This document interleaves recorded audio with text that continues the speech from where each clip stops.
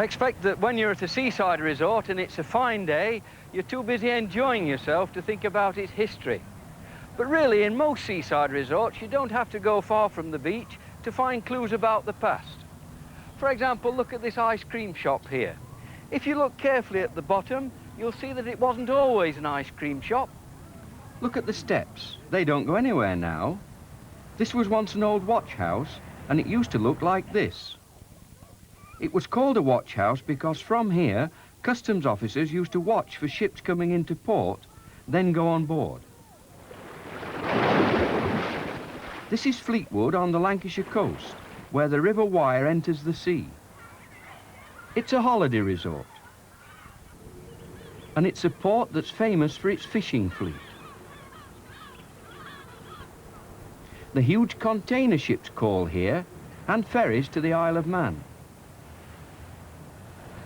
And Fleetwood is one of the last British towns with trams.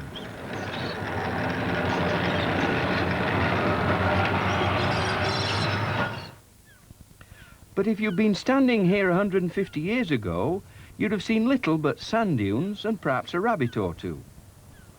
All the land round here was owned by one man, Sir Peter Hesketh Fleetwood.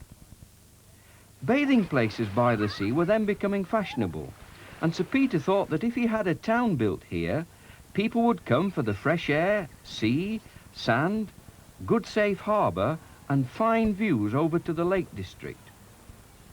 The new town was to be called Fleetwood.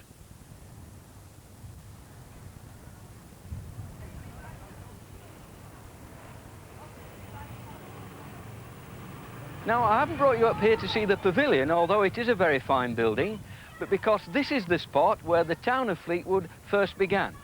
Now then, forget about these buildings you can see here, because they would have been sand hills, just perhaps a few fishermen's cottages. Forget about the pavilion here, because this would have been just a big sand hill called Star Hill. The story goes that Decimus Burton, the architect Sir Peter employed to plan his town, stood on this spot and directed a man with a horse and plough to mark out the line of the main streets. His idea was that the streets would radiate from this hill, a bit like spokes radiate from the hub of a bike wheel.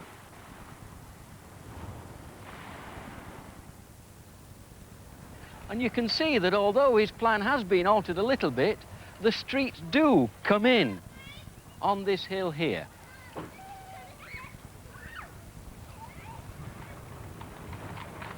This is how impressive Sir Peter hoped the town would look, but he ran out of money before all these fine buildings could be built. Now, in the early days, it was only rich people who were able to afford long holidays. And this is the hotel that Sir Peter had built for rich people. And not just for rich people to stay in, but to impress them as well. And it certainly impresses me. I feel very small standing down here. Now, this was one of the first buildings to be built in Fleetwood, and it's probably on the best site, so that the hotel rooms have fine views out to sea. And there's enough left from the early days for me to imagine what it would have been like. Lit by gas, the gas light there, carriages with rich people in them would draw up here under the porch.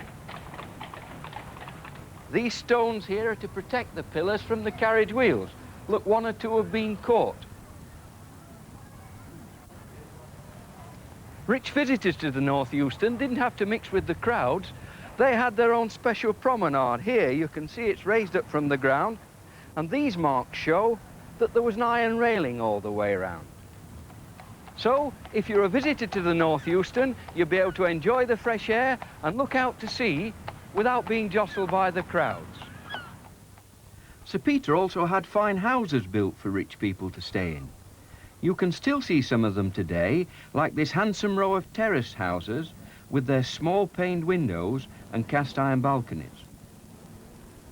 But it wasn't just the rich that Sir Peter wanted to come to Fleetwood. He saw the railways, which were starting then, as an ideal way to bring day trippers to Fleetwood from the nearby mill towns. By 1840, Fleetwood was joined by rail to Preston, and so to the rail route to Euston Station in London. He even called the hotel the North Euston, the Euston in the north. Day trippers did come in great numbers by train, but the numbers didn't last. and the station was pulled down in 1966. Now, it really is surprising, but I've not been able to find any trace of the railway at all, except a street name there, Station Road. And one more thing. Come with me.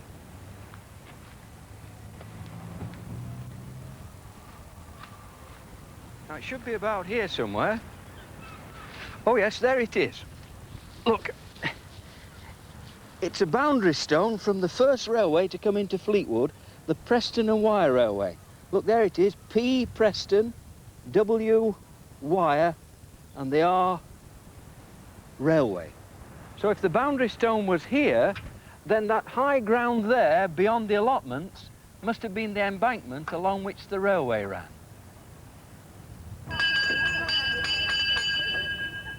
Visitors to Fleetwood usually have a trip on the ferry across the river to Knott End.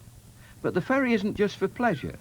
It's still the quickest way to get there, and there's been a ferry here for over 150 years. Now, in the past, the ferry didn't just carry people. I've got a list of charges from this little book for 1893, and listen to one or two of the things that it carried. Chest of drawers, that cost 3 pennies in the old money. Beds, they cost 2 pennies. Coffins here, empty, that cost a shilling. I don't know how much they cost when they were full. And corpse, dead body, corpse, adult, 2 shillings and 6pence. That'd give someone a surprise nowadays, wouldn't it, if they were found they were travelling next to a corpse. And then there's an item here, pigs, dead or alive, each 2 pennies. And that's why this is here, this cobbled ramp. We know, apart from pigs, that they swam cattle behind the ferry, and this ramp here helped the animals to get up the slope. I know, too, that horses and carts delivered things to the ferry and brought them away from the ferry because of this cast iron cornerstone here. That's to protect the corner from the cart wheels.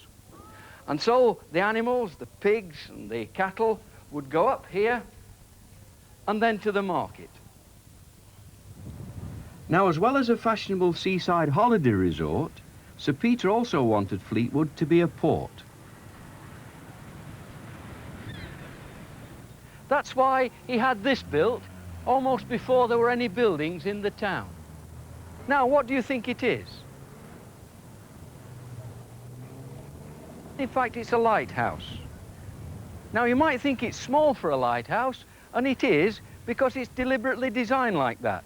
In fact, there are 3 lighthouses, one out at sea, this lighthouse, and that big lighthouse over there. That's 30 metres above sea level. Let's go and have a look at the big lighthouse, and I'll explain to you how the system works.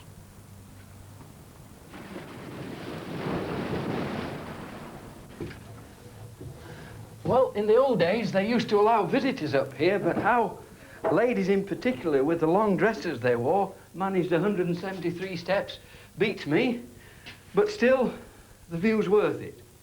Now, this is where the old lights were. First gas, and then a 150-watt electricity bulb. The reflector for that's here. It's not polished because it's not used now. Nowadays, they use this sodium lamp. And look, they've even got the lens here for the old lamp. And through this door here was the viewing balcony.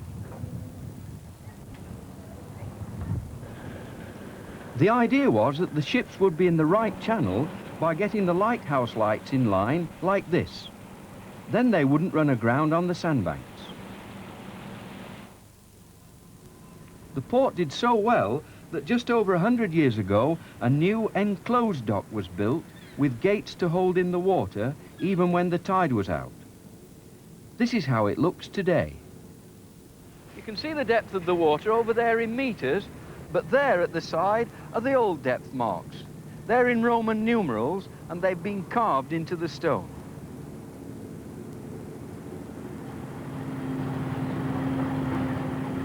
The gates are opened at high tide to let the ships through. The signal is still raised on the old signal mast to show that the gates are now open and that a ship is entering the dock.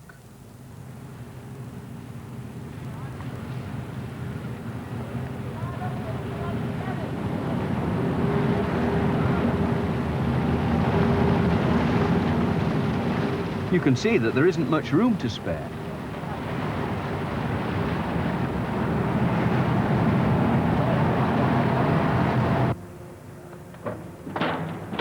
Today, when a ship comes into port, you see the customs officials go on board to clear the ship, just as you have to go through customs and pay duty on some goods if you've been abroad.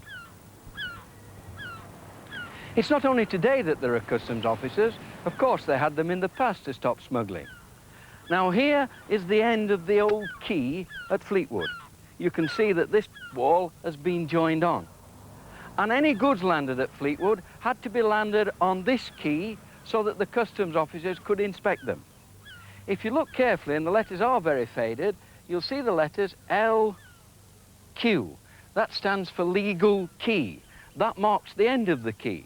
So I would imagine anyone landing goods this side of the quay would be suspected of smuggling. Now, along the back of the docks here, I've come across this long, massive building. I'd say, looking at it, that it's about 70 years old. Now, it's obviously some kind of a factory, but what they're making here, I really don't know.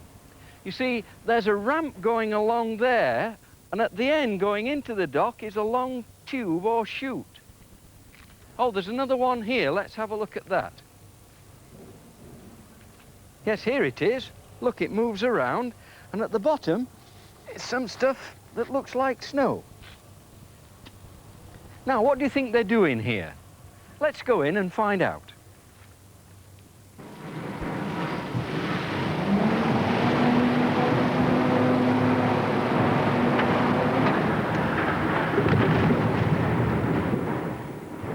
This is where they make the ice to keep the fish fresh while the trawlers are at sea. Before the factory was built, ice was brought by ship all the way from Norway and stored here in an ice house. The crushed ice goes along the chute down into the hold of the fishing trawler.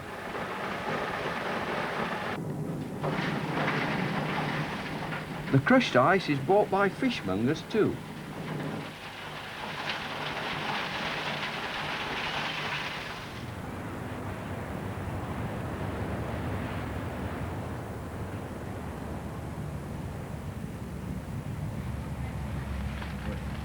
Well, you don't need to be told that this is a shop, but if you do what I often do and step back a bit and look up, you'll see one or two clues that suggest that it wasn't always a shop.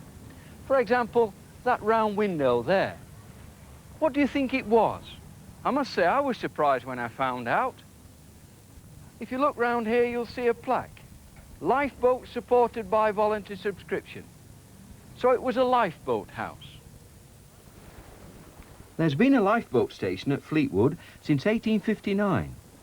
This plaque is on the wall of the modern lifeboat station. Today, the modern lifeboat is always moored and ready for action.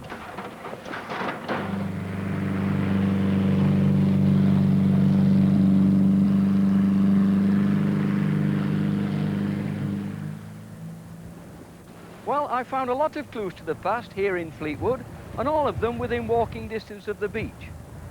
There's even one here in the sand. That's an old cast iron bollard for tying up ships. So, the next time you're at the seaside, if you're a bit fed up or the weather's miserable, why not have a good look round and see how many clues to the past you can find?